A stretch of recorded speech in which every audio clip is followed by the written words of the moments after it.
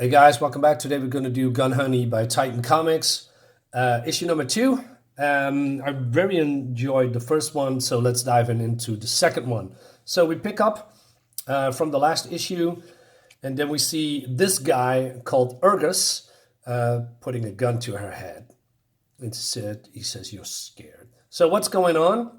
Well, I'm going to show you a little bit. I'm going to show you this first. So first of all, who is Urgus? Urgus is the guy. Well, let me rephrase that. She got a job from someone, and she's a weapon smuggler. She needs to put the gun somewhere so that an assassin pick up the gun and eliminate the target. And the target is Urgus. But Urgus figured out where the gun was, and she asked herself, "Who are you, and why?" Well, she knows who he is, but how did you know that where the weapon was? And he urges to be careful, otherwise he's going to pull the trigger. And she says something like, "Well, if you're going to shoot, you would have done already." And then he shoots anyway, and he says, "Don't be too fucking sure." Right off the bat, I really love the fact that just like issue 1, there is no nonsense in this book. People are hard or hardened, probably that's the right word. They take shit from no one. Even the main character, or the cops, or the bad guys, you speak back in some kind of a way, they're gonna prove you wrong. That's awesome. And she says to him, the man that hired me to kill you, did you figure it out? Did you kill him? And Urgus says, "Kill him? I am him." And basically, I said, "What?" She says, "Yeah." And so, "You son of a bitch. Well, had to know if you were as good as people say." So basically, he hired her to do a job for her. And she's quite hesitant to do it. And we skip a little bit to the cop. It's probably of the US government. I'm not sure if he's a cop, but he is working for the government, and he is tracking her because basically these people want to recruit her. They know what they have done, but they are still following in her for reasons.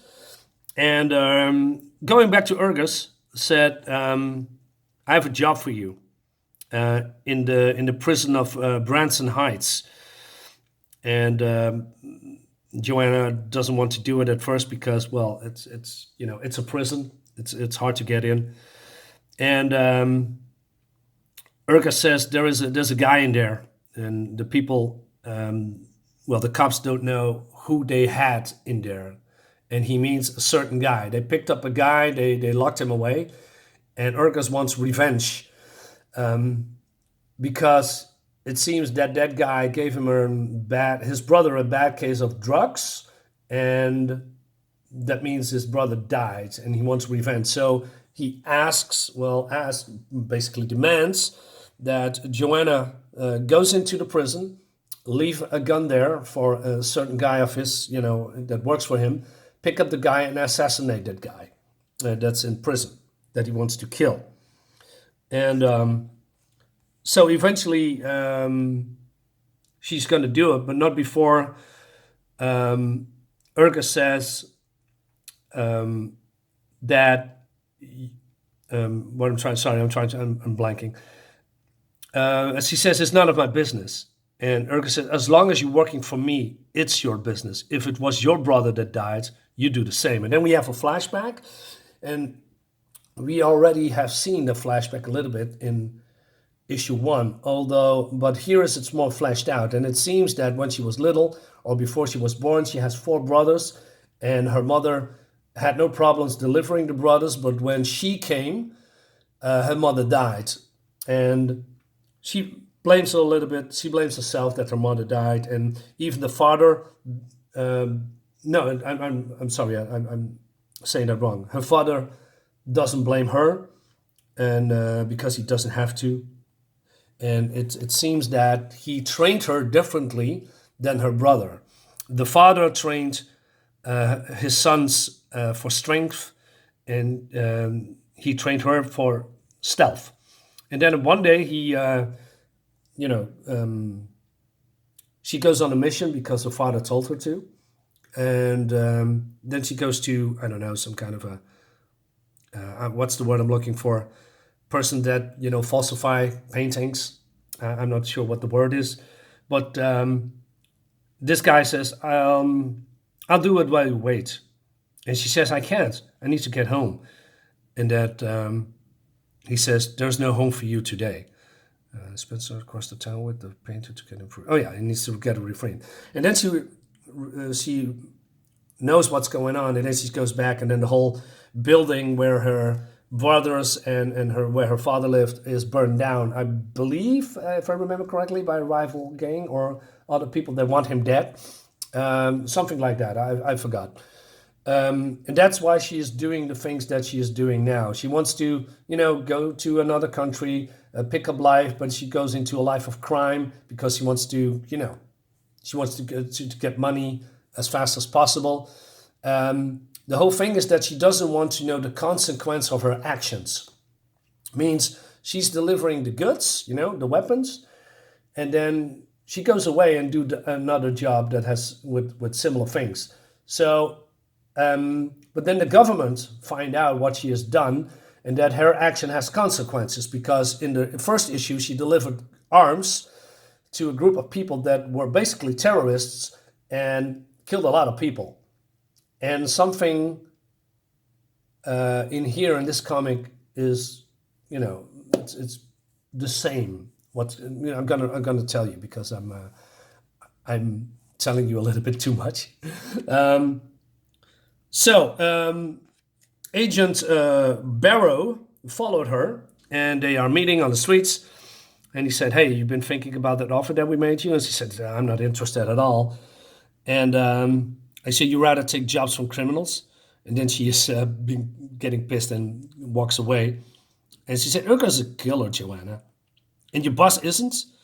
And yeah, that's entirely true, because there's no good or bad sides, because everybody does something to get what they want, even the US government or any government. People are disappearing, innocent people, or people that, shouldn't died. IRL. Oh, sorry. That wasn't what I wanted to show you. So that's... Okay, well, let's say there is some gracious nudity in here, and also graphic nudity to a certain point. Jesus Christ. So she's continuing her mission, and she is dancing and flirting with a girl, and basically she has sex with her. But what happens is that she is this girl that she slept with is a guard of the prison that she needs to break into. So she's going to steal her clothes, her access card, cuts her hair, and infiltrates the prison. But I like the small characterization of Joanna, and she says she sleep a good 6 hours till maybe 8.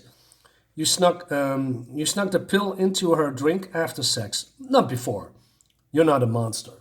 I mean, these little touches that's really good. That's what I like a lot, because normally you have a character, and that character goes from point A to B to C to D, and that's it. But there's no, how do you say, fleshing out the character. And what I've shown you in this comic, with her past, with her actions and consequences, and even these little things, that she's actually a good person, although she smuggles guns and people getting assassinated. So it's a little bit double, a little bit contradictory, but from the inside, she's a nice person. So she's sneaking into the compound. She placed a book with a gun in it into the library where the assassin is going to find it, and then she is, sneaking away, and she's going home. And then Agent Barry is in there, and she's not surprised, and she offers him some food, and they talk about what's going on, and Agent Barrows says, I am not allowed to drink on duty. And she says, well, breaking the rules. I won't tell you, Agent Barrow. And he says, I'm Brooke. And then, again, small little bit of characterization. She says, we're not quite ready to pick out drapes, Agent Barrow. I love that. I love the whole nonsense, no nonsense. I mean, these persons in these comics are careful, right? They don't let people in too easily or trust each other. Like, I don't know, in a Marvel comic, when they are meet each other for 2 seconds and they are the best friends ever. No, no, no, no. There's some build up here, and that's actually I like. And they talk about what happened in her past, and that she basically counters his argument by saying, do you really think your agency has never targeted an innocent person, never killed an innocent person? I'm sorry. I said, I'm sure we have. And so there are both sides of the story that's, being a little bit more fleshed out. So because he blames her or tells her, hey, don't you feel guilty about the people that you all killed? And then she counters it with good arguments. And he said, well, yeah. And does that matter to you at all? Of course it matters, and they share a drink. And then the television news is telling the readers that there's an outbreak, because, and we see here, and I believe this is happening this part is in the past, because the CNN, not a reliable source.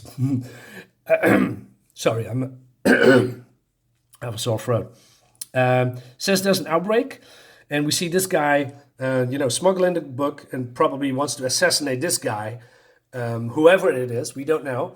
But he fails. The prisoner breaks the assassin's neck and goes on a shooting rampage and freeing the prisoners. And also, just doing exactly what Joanna is doing, put some cops' clothes, and he walks out of the building. It's that easy. And it actually looks great, although I'm not a really big fan of the fonts all the whole time. It's a little bit simple for my taste. But that's a small complaint. Can I show you a little bit more? So, yeah, okay. Joanna calls Urgus that one wants to reach him, but Urgus doesn't take up the phone. And then they are driving to the compound, and there's no guards at all, and the guards that they are seeing are lying dead on the floor. So they are breaking in, and we see that the whole place is massacred, even the dog. That sucks.